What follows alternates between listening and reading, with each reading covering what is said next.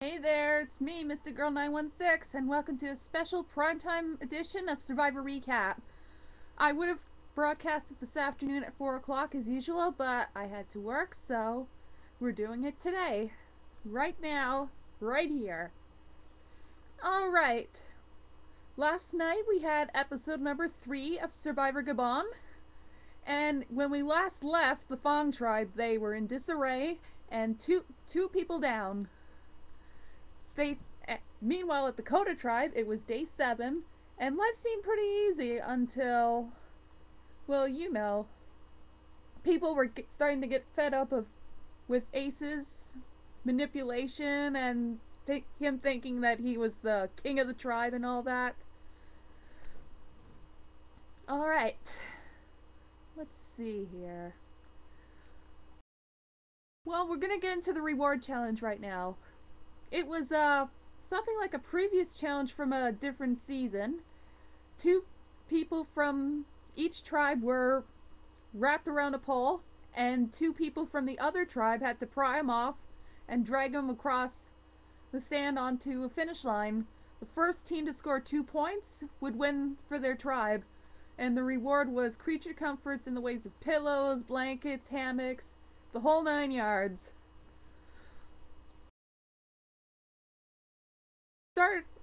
It started off pretty easy for the Coda tribe.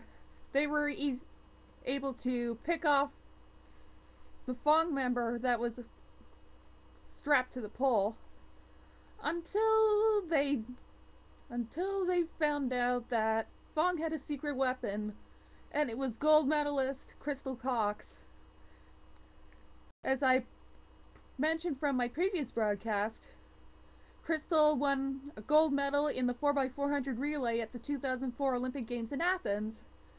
She was able to easily pry off Paloma with the help of her partner in the second round, which tied the game. In the tiebreaker, it was the original 2 on the poles, Dan for Fong and Ace for Coda.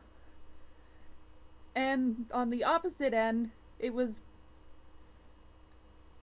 Crystal and Maddie working for Fong, and Bob and his partner for Coda. It was a pretty big struggle to get those men off the poles, but thanks to Crystal's strength, she and Maddie were able to get Ace off of his pole and easily drag him across the finish line to finally win Fong their first challenge. They received the spoils and a choice of person to go to Exile Island for Coda. Well, they chose Jessica, aka Sugar. When she was on exile, she was thinking about her dad, who recently passed away, so she used that strength to help her find the hidden immunity idol.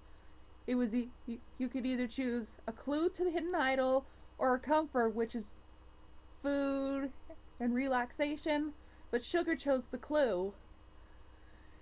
She got lost in the jungle before finally finding the sandy crater that Dan couldn't find last time. She followed all the clues, and she did find the hidden immunity idol. She told Ace, her closest partner in the game, and Ace said that he would bring Sugar to the final 2, guaranteed. And their strategy was to vote off the weakest members first before targeting each other. Now we get to the immunity challenge, which was kind of cool. 6 tribe members had to launch themselves down kind of like a slip and slide into the water and swim across the lake to get some tiles. Those tiles will be brought up to a puzzle maker who would try to figure out a mathematical problem, and the answers would become a combination to a lock. The first team to correctly answer the combination, open the chest, and chop the rope that would raise their tribe flag with the axe inside would win immunity. thanks to Crystal, Fong had gotten a great lead, but it was a little bit of a struggle in the later rounds, and then Coda got the lead. But it all came down to the puzzle makers, physics teacher Bob for Coda and professional gamer Ken for Fong. Each thought that they had solved the puzzle, but unfortunately for Coda, Bob got it wrong while Ken got it right, and Fong won their second challenge in a row. And people thought that they would be the losingest tribe in Survivor history. Well, so Coda had to go to tribal council, and it seemed pretty unanimous that the weakling Paloma would be packing her bags and shipping out. But somehow there was the Ace problem. Some people didn't want him to.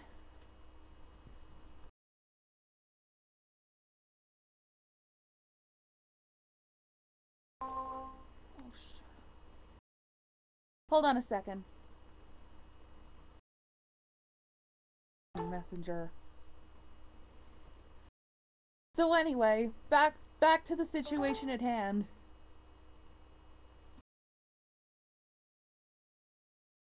It seemed pretty obvious that Paloma would go, but there was a growing resistance to get Ace out of there because some people didn't like the way he was running the show, and they didn't want to see Ace go all the way and win the $1 million. So off Coda goes to tribal council, and by a vote of 7-2, Paloma was voted out and the first Coda member to hit the skids and get their torch snuffed out. So there you go. That's basically the recap of episode 3. And in just a moment, I will present to you today's castaway profile. But first, here's today's flashback quiz. See if you can answer this question.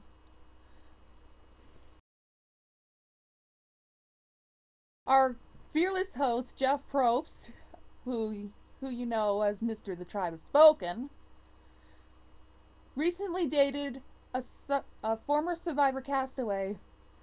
What is the castaway's name? And for bonus points, what season was she from? You can answer here or private message me in the forums or in the game as Mr. Girl 916, and your prize will be profile fame and a personal message in your guest book. So we'll be back in a minute with your castaway profile.